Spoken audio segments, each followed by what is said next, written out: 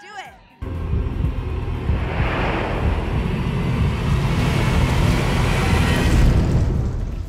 How would you describe this experience right now? Extremely overwhelming. I died when I saw fire on the white carpet.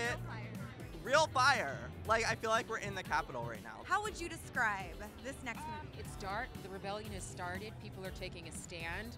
You know, they're fighting back.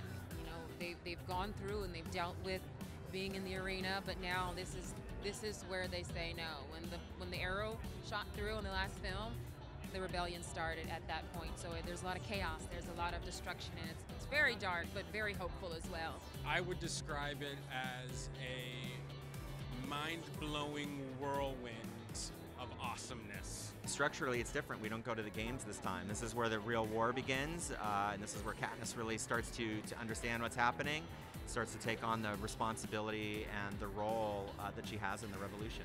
What is it about the Hunger Games that is drawing you out? Well, all right, here's what's drawn me out. Is I've read the books and I know how fantastic those are, and it's interesting to see it adapted to a film. Right. And they do some things different, so it's kind of like a whole new experience. Yeah, he's a huge part of the rebellion. The rebellion's a huge part of who he is and what he believes in. He believes this. The rebellion will be able to make sure that no one else will go through what he's been through, and I think that's important to him because he's been through hell, quite literally. I got introduced by Philip Seymour Hoffman. Our characters do, you know, it's a new camera crew that comes in, and we're coming from the Capitol. And you know, at first Katniss thinks that maybe we've been booted out, but no, we came to support her and help her fight towards taking over the Capitol, and the fact that we believe in what she's doing. And it's a powerful scene. It's a special scene in the movie. I think if you're a fan of the books, they already know what's going to happen with my character. In this first film, I am introduced, so you get to see Commander Paler, you get to see who she is as a leader, as a rebel leader, and you get to see her connection with Katniss, which will hold true and become something in the next installment of the movie. So that's all I can say for right now. The character is an AVOC, so he doesn't speak. So I sort of prepared for the role by taking a lot of stuff from my friend Mikey, who decided he wasn't going to talk a few years back. And so I sort of based my character a lot on him. And then I also relied really heavily on Francis Lawrence and Peter Craig, the writer, to sort of help me along. Boggs is born and raised in District 13, so it exists underground.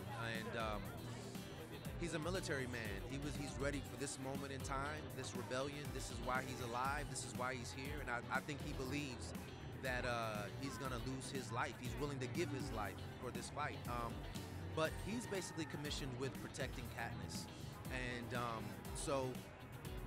and that task right there is not something that I don't think he's initially excited about, because he's a military guy. He wants to go out there and be on the ground with other soldiers, so to kind of be babysitting her is not something he's necessarily excited about. Effie was never meant to go to District 13, where they don't really allow or have anything colorful or eccentric, and so she's all about making it work, as Tim Gunn likes to say on Project Runway. She basically has to make it work.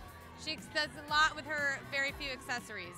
The thing about Mockingjay that was exciting for us is that we actually stripped these people that we've kind of come to love and know in the previous two films, but really stripped them down, and a lot of them end up in District 13 in a lot of gray, very like utilitarian clothing. So I think the challenge for us was, you know, I was very happy that Effie was still in the films, and you know, she has a little less glitter in them, but she probably worked a pair of gray coveralls better than anybody I've ever seen.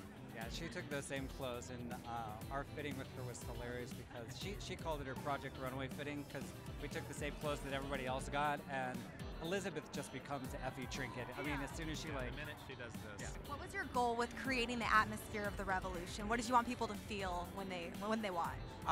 Just, you know, all of us, I think our goal was to try and make it as honest as possible, and sort of imagine, even though it's a science fiction world, that if you were to go through something like this and see and experience these things, that you would react certain ways. So it was always about trying to make it honest and real.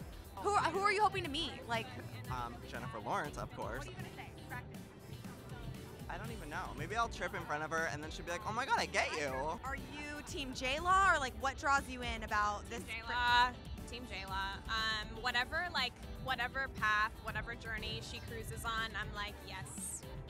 Yes. Well, I think a lot of people here, like a lot of people walking this carpet, are really hoping to meet her tonight. Have you met her before? Okay, do you want to practice like what you would say to her? Okay, wait, hold on. I'm gonna turn around and pretend it's you. Okay. Okay, I'm ready. Oh my gosh.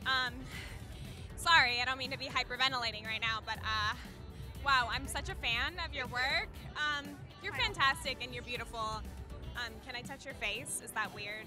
And Jennifer Lawrence, that girl, I don't know her name. Anyway, she's pretty good. I'd like to think I'd say, oh, hi, what's up? But I mean, we're like, hi, what's up? She's an incredible actress, you know. I think that she has that thing that you can't describe. She's super talented. She's very instinctive and intuitive. She's the best sort of study of any person that I know. And she just has a soul and a gravity that, you know, that women her age don't really have typically.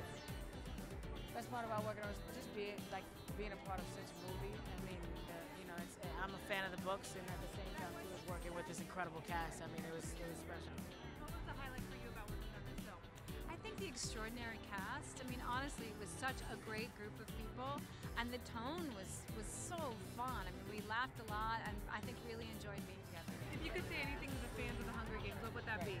Thank you. Yeah, thank you and thank you and thank you some more. Without you, we wouldn't be here. So. Did you guys know that our amigo Joey Graceffa was almost Finnick? True story. Click right here to watch me nerd out with him, and then subscribe for more action every day.